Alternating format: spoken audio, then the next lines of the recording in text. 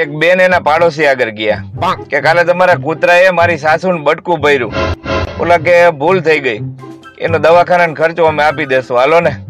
કે ખર્ચાની વાત નથી, પણ તમારું કૂતરું મને વેચી દ્યો. ગર્લફ્રેન્ડ સાથે બેસીને તળાવમાં જે કાકરા નાખીએ છીએ ને, લગ્ન પછી ઈ જ દાળ ભાત માંથી પાછા નીકળે.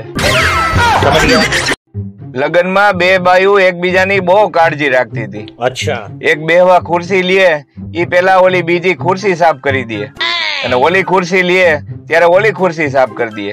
પછી બધાને ખબર પડી કે એ બે દેરાણી જેઠાણી છે અને બે એકબીજીની હાડી પહેરી હતી. એક ઓફિસમાં સાહેબ પટાવાળાની વારંવાર ભૂલ કાઢતા હતા. અચ્છા. પછી તો પટાવાળાએ કંટાળીને ખાલી એટલું જ કીધું કે સાહેબ એમ તો ઝીણવટ ભરી નજરે જોવો ને તો બાયુમાંય મૂછું દેખાય. અમુક લોકો કારણ વગર જ સારા લાગતા હોય છે, જેમ કે તમને લોકોને હું.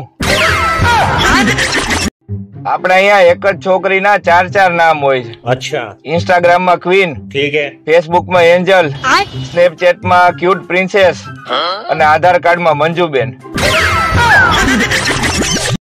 બે દોસ્તાર વાત કરતા હતા. ઓલો કે માની લે કે મને એક કન્યા ગમી ગઈ. ઓલો કે માની લીધું. હવે એ કન્યાને હુંય ગમી ગયો. ઓલો કે ઈ હું ન માનું.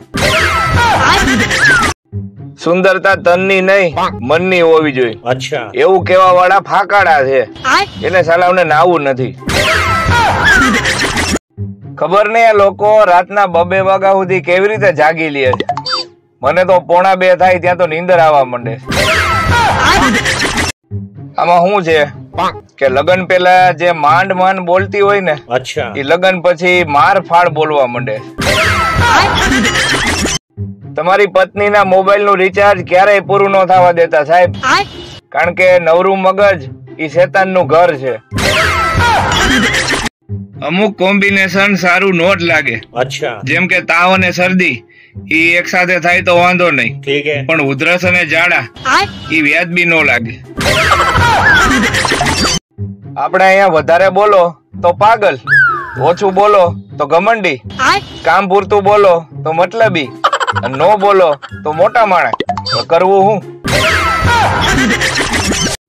ઘણા આખા ગામ મારે બાંધી લે, પછી નવરા થાય અને મોબાઈલ માં સ્ટેટસ મૂકે કે મૌનમાં ઘણી શક્તિ રહેલી છે. એક પત્ની એના પતિને કહે હવે ઝઘડો ક્યારે કરવો? નથી કર્યો અને કેટલાય દિવસ થઈ ગયા હો. દુનિયામાં સૌથી મોટો તહેવાર કયો છે ખબર છે સાહેબ? ઘરવાળી. કારણ કે અઠવાડિયામાં 2-3 વખત તો એ મનાવી જ પડે. ડોક્ટર દર્દીને કે રાત્રે ટેન્શન લઈને સૂવું નહીં, તો લોકો તો હું પિયર મોકલી દઉં. અમુક વાંઢાવની બિચાડાવની કોયલ ક્યાં ટોડલે જઈને બેસી ગઈ છે ને કે એને ભેગી જ નથી થતી.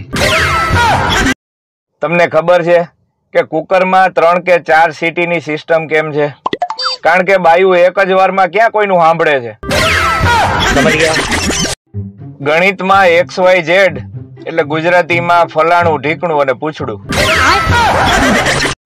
મચ્છર અને માખીએ નોકરીના સમય માટે જાણે સમજી લીધું હોય એવું લાગે. માખી હવારના હાથ થી હાંજના હાથ સુધી હોય અને મચ્છર હાંજના હાથ થી બીજા દિવસે હવારના હાથ સુધી હોય. જો તમારી ભૂલ હોય અને તમે સાંભળો છો તો તમે ઓફિસમાં છો, પણ જો તમારી ભૂલ ન હોય તોય તમે સાંભળો છો તો તમે ઘરે છો. હંમેશા ખુશ રહ્યો. આવા આશીર્વાદને કારણે જ કેટલાય કુંવારા રહી જાય છે. જૂની કહેવત 12 હાથનું ચીભડું ને 13 હાથનું બી. અને હવે નવી કહેવત 5 ફૂટની બાઠડી અને 6 ફૂટની જીભ. જો લગ્નની કંકોત્રી જોઈ અને સીધું તમારું ધ્યાન જમણવારના સ્થળ અને તારીખ ઉપર જાય છે, એટલું નક્કી રાખજો કે તમારી અને મહાભારતના અર્જુનની આંખમાં જાજો ફેર નથી.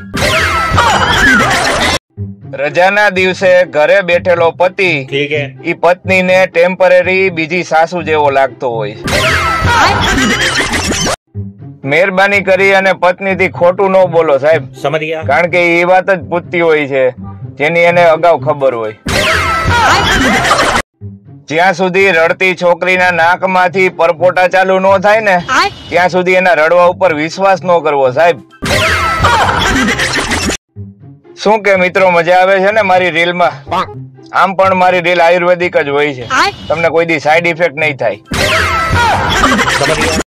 આઈ લવ યુ કરતા વધારે અસરકારક વાક્ય છે કે વાસણ વિછરાઈ ગયા છે. હવે આપણી તકલીફ એ છે કે ક્યાં મોઢેથી છોકરાઓને કેવું કે મોબાઈલ સાઈડમાં મૂકીને થોડુંક વાંચી લે. અમે સૌરાષ્ટ્ર વાળા છીએ સાહેબ. સવારે ઉઠીએ ત્યારે ગાંઠિયા જોઈ, સમજ ગયા, અને રાત્રે સુઈએ ઈ પેલા ગાંઠિયા જોઈ. કિંમતી વસ્તુ હંમેશા એકલી હોય છે. અચ્છા. જેમ કે ચાંદો, સૂરજ, વાંઢાવ.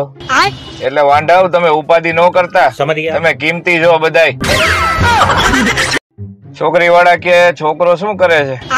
ઓલા કે એન્જિનિયર છે. કે હા, પણ કરે છે હું? પ્રેમ હંમેશા આળસુ વ્યક્તિને કરો. કેમ કે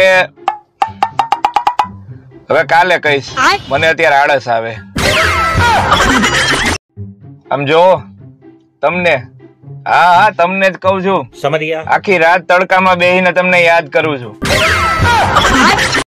જો કોઈ વ્યક્તિ વાત કરવા માટે એનો માવો થૂકે છે તો સમજી લેવું કે હવે એ બહુ મોટું જ્ઞાન બતાવશે. આપણી ભવિષ્યવાણી કોઈ દી ખોટી નથી પડતી સાહેબ. અચ્છા. રવિવાર પછી હંમેશા સોમવાર જ આવશે. જાવ લખી લ્યો.